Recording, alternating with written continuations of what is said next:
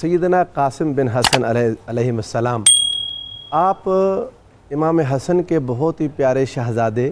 امام حسین علیہ السلام کے پیارے اور محبوب، اور ان کے بچپن کو دیکھیں تو وہ وقت یاد آ جاتا ہے کہ جب خود رسول اللہ صلی اللہ علیہ وآلہ وسلم اپنے بچپن میں، حضور تو در یتیم تھے، پھر آپ کی والدہ کا وصال ہو گیا، پھر حضور کے دادا جان کا وصال ہو گیا، تو آپ اپنے چچا جناب ابو طالب کے پاس آ گئے اور وہ حضور علیہ السلام کو سینے پر لے کر لیٹا کرتے تھے اور پیار کرتے تھے۔ وہ منظر ایک بار پھر تاریخ نے دیکھا اور تاریخ نے اپنے آپ کو دہرایا کہ جناب امام حسن مجتبیٰ کا یہ پیارا شہزادہ بہت بچپن میں جب یتیم ہو گئے، آپ کے والد گرامی شہید ہو گئے امام حسن علیہ السلام، تو امام حسین ایسے ہی آپ کو اپنے سینے پر لٹایا کرتے تھے، اپنے سینے پر کھلایا کرتے تھے، جیسے خود کبھی امام حسن و حسین رسول اللہ کے سینے پر کھیلتے تھے، یا جیسے کبھی حضور سے پیار آپ کے چچا کرتے تھے، ویسے ہی حضور سرور دو عالم صلی اللہ علیہ وآلہ وسلم کے نواسے، حضور کے بیٹے امام حسین اپنے اس بھتیجے اور اپنے اس بیٹے حضرت قاسم سے پیار کرتے تھے۔ آپ کو اللہ نے شہادت کا رتبہ کربلا میں عطا کیا۔ کربلا میں شہید ہونا شہادتوں میں ایک انفرادی مقام رکھتا ہے۔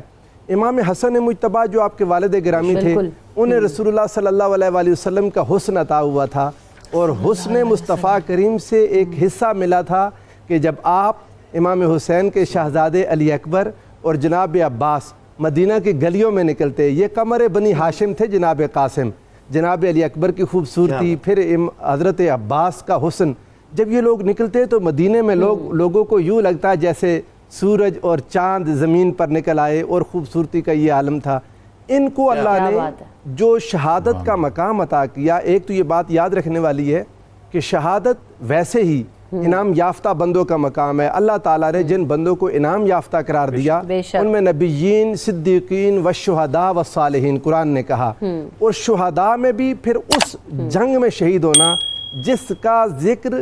وقوع پذیر ہونے سے پہلے رسول اللہ صلی اللہ علیہ وآلہ وسلم کہتے تھے، اور حضور سرور دو عالم صلی اللہ علیہ وآلہ وسلم جس شہادت کے غم میں، شہادت حسین کے غم میں حضور روتے تھے، اس شہادت میں، اس شہادت کے مرحلوں میں، اس شہادت کی تکلیفوں میں جناب قاسم بن حسن اپنے چچا کے ساتھ تھے، اور حضور سرور دو عالم صلی اللہ علیہ وآلہ وسلم کے اس دکھ میں اور اس غم میں برابر کے شریک تھے۔ ایک بات ہے بہت اہم اسی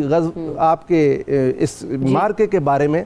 کہ آپ اندازہ کریں کہ حضور نبی کریم صلی اللہ علیہ وآلہ وسلم نے حضرت حمزہ کو فرمایا کہ سید الشہداء ہیں، سید الشہداء حضرت حمزہ ہیں، اور پھر اسی حدیث میں ہے وَرَجُلٌ مَنْ قَامَ إِلَىٰ إِمَامٍ جَاهِرٍ فَنَهَاهُ وَقَتَلَهُ، کہ ایسا شخص جو جابر اور ظالم حکمران کے سامنے قیام کرے،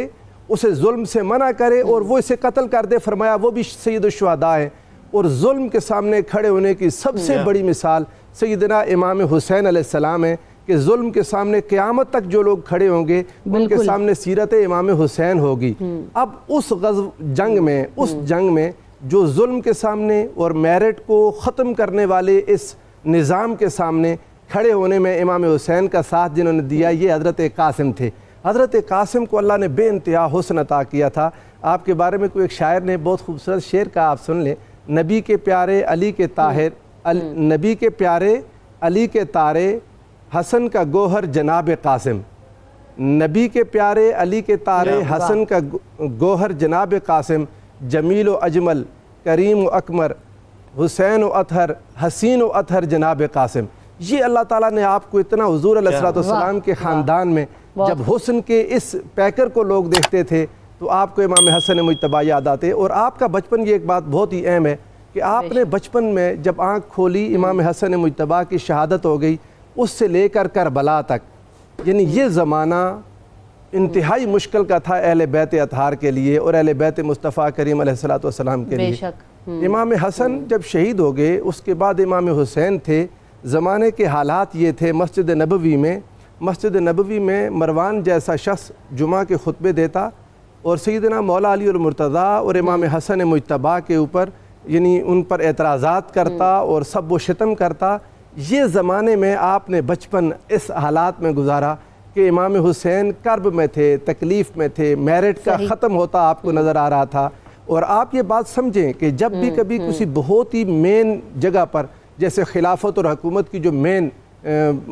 سیٹ ہے، اس پر کوئی انتہائی نااہل بندہ بیٹھ جائے تو پھر باقی ساری سیٹوں کا کیا حال ہوگا؟ اس کی جتنی اپوائنٹمنٹس ہوتی ہیں وہ ساری کی ساری نااہل لوگ ہوتے ہیں۔ اس زمانے میں جب نااہل لوگ حکمران بن گئے تھے اور رسول اللہ صلی اللہ علیہ وآلہ وسلم کو جس زمانے کا خطرہ تھا، حضور علیہ السلام ایک بار خواب سے اٹھے تو بہت پریشان تھے۔ سیدہ ام سلمہ نے آپ سے پوچھا آقا آپ پریشان کیوں ہیں؟ حضور علیہ السلام نے فرمایا میں نے اپنے تخت پر بندروں کو ناچتے اور کھیلتے دیکھا۔